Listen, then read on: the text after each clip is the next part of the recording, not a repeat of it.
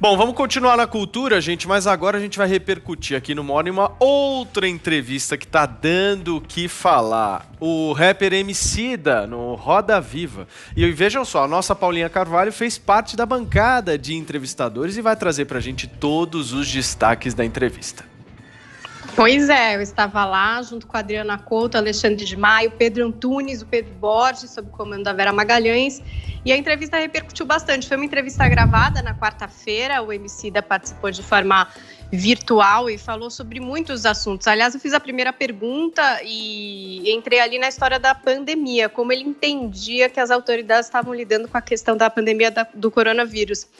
E aí ele disse o seguinte, que a imagem do Brasil está completamente deteriorada e que isso é sério e que a gente não fala mais sobre o controle do contágio e que a gente se refere à pandemia no passado. Ele também falou das manifestações antirracismo, que ele não participou nas ruas, ele entende que o papel dele estando em casa é maior ali, falou da questão de se organizar para falar das pautas raciais, então ele estava também trazendo ali uma questão de que o racismo é o que sabota a democracia no Brasil. E aí ele colocou uma questão que é assim, olha, é muito importante que a gente entenda como a nossa legislação, como o nosso judiciário, como o nosso sistema social, nosso convívio em sociedade percebe as pessoas não brancas.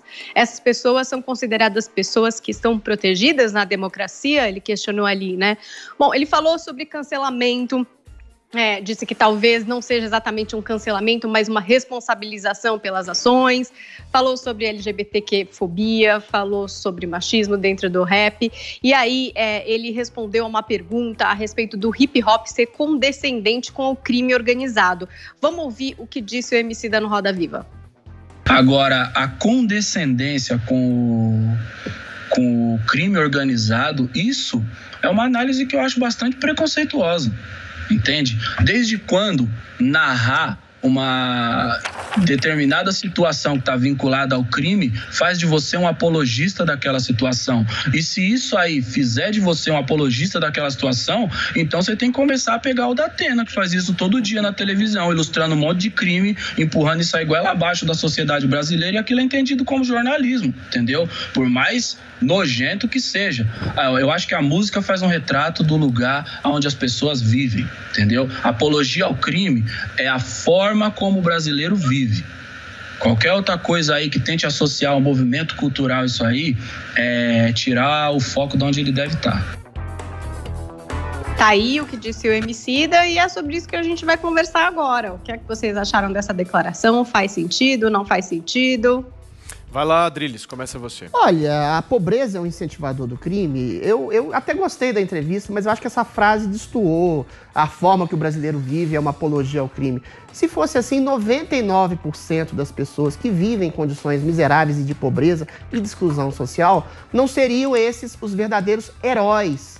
Porque eles não se associam ao crime, eles não se associam à prostituição, ao tráfico ou qualquer tipo de atividade ilícita e trabalham completamente dignamente. Essa é uma inversão que sempre me causou uma certa implicância na esquerda brasileira. Associar a criminalidade à exclusão social.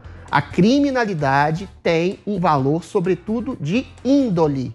Porque isso é aritmético, gente. 99% das pessoas que são pobres no país, e as pessoas que são pobres no país são mais de 60% das pessoas de exclusão. E pobre que eu tô falando que ganha menos de um salário mínimo, menos de 2 salários mínimos, que não tem rede de esgoto, como diz a questão do sanitarismo. E essas pessoas trabalham dignamente. Agora, concordo plenamente, ou quase plenamente, com a fala dele, quando ele diz que a arte reflete um estado. Uma circunstância, uma premissa de vida. Ela faz um retrato daquela favela, sobretudo no funk. Agora, dizer que o funk simplesmente retrata isso, não faz uma certa apologia, um flerte, inclusive, à criminalidade, à vulgarização da mulher, sobretudo o funk ostentação, que joga a questão do dinheiro, da matéria, da vulgaridade, do ter e não de ser. Eu acho que aí ele está sendo um pouco utópico em relação, não à música dele, que é uma coisa mais socialmente engajada, mas à música, sobretudo, do funk, que é resultado exatamente dessa mercantilização da arte, ou seja, essa monetização da arte, de dar aquilo que as pessoas querem e não dar às pessoas aquilo que elas não sabem que querem, como diz o grande Gilberto Gil. Okay. No mais, eu acho que o Emicida Mas é um ele não símbolo... estava falando do funk, tá, gente? Do funk, do hip hop. Tô falando do hip hop, que não é a mesma coisa. Sim, mas o hip hop também faz uma certa apologia. No mais, assim, eu acho que o Emicida é um grande símbolo de como o capitalismo funciona. Ele é um homem que coloca suas pautas sociais, legítimas ou não, goste ou não. É um bom artista, é um artista que toca em certas feridas, ganha por isso, monetiza suas causas, lucra com a sua causa e é um bom artista que merece e deve ser ouvido. Enfim. E você, Joel? Pois é, eu acho que o Adriles está um dia moderado hoje aqui, hein, Adriles? O que aconteceu? Você está ponderando, você está reconhecendo o mérito do Emicida. Não, sim, a gente vai ter algumas discordâncias aqui, mas elas estão se dando aqui no plano da normalidade do debate. Assim. Que pena. Que pena, né? Não vai ter aquele sabor a mais ali, aquele tempero a mais. Esqueci de falar de racismo. Se você quiser entrar nessa seara, vai ser bom. Não, mas acho que a gente concorda que o racismo é um dos principais problemas do Brasil, né? Será que a gente vai discordar até nisso? Mas sim, depende da forma, mas tudo bem, vamos lá. Um ponto que eu gostaria de ressaltar, olha, a questão social, ela influi muito, sim, na criminalidade, né? É óbvio, é sempre uma decisão pessoal de cada um, mas essa decisão passa por muitas pressões. Né, tudo bem, mas é um fator, é isso que eu estou falando, é um fator. A decisão pessoal tem o seu elemento ali, mas essa decisão se dá em meio a pressões sociais, se dá em meio a uma situação de mais ou menos carência. Não é à toa que para muitos jovens que vem uma vida sem grandes oportunidades, que vem assim um caminho enorme, muito sofrido, para ele conseguir juntar um pouquinho, para ter um mínimo de dignidade na sua vida, e que ele seja oferecido aquela tentação do ganho fácil, do prestígio, do poder que o crime organizado dá. E isso é uma tentação muito forte para muitos jovens, é uma tragédia que isso aconteça no Brasil, e isso está representado nas letras do hip hop, nas letras do rap. Isso aí está ali raramente como uma exaltação do valor, do dinheiro, só isso, mas muito mais retratando uma realidade vivida por muitas pessoas.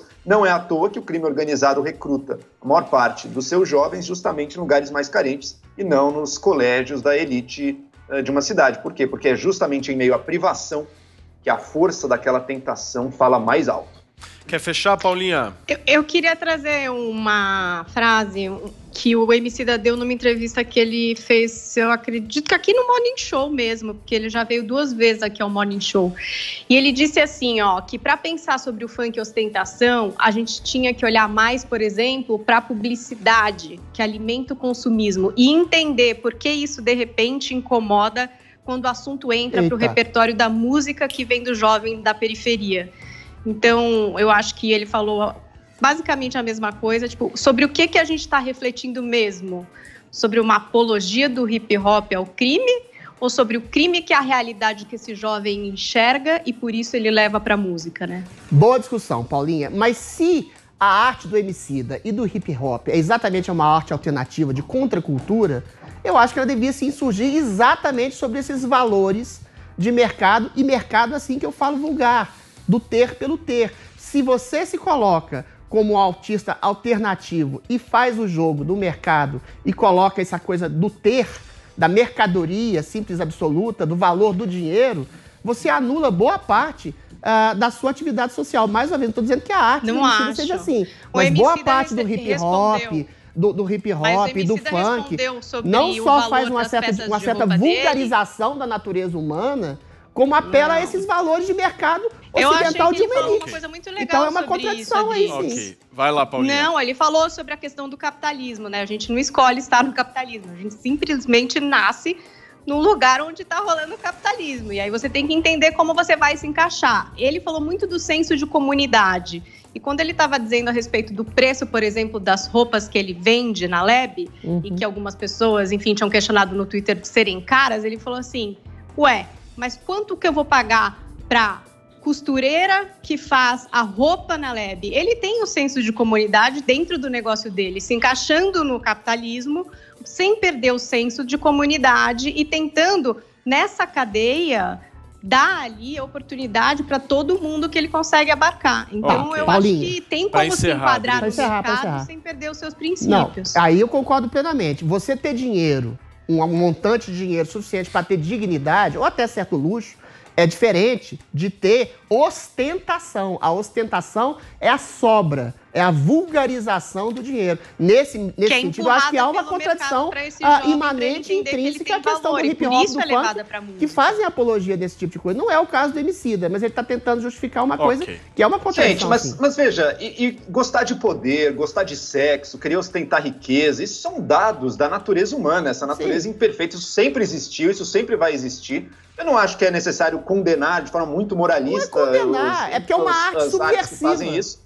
É uma arte que lembrar que existem outros valores também. Exato. Tudo bem, eu não tenho nenhum problema com sexo. Mas não é subversivo um jovem da periferia ostentar tudo isso que seria reservado para uma elite branca bem diferente dele? Não acho que seja subversivo ou revolucionário um jovem tratar uma mulher como objeto, ou demonizar a polícia, ou ficar com corrente de ouro e diamante. Eu acho isso brega, eu acho isso cafona e nada subversivo. Ok, Adriles, um dia eu vou te dar um colar desse de presente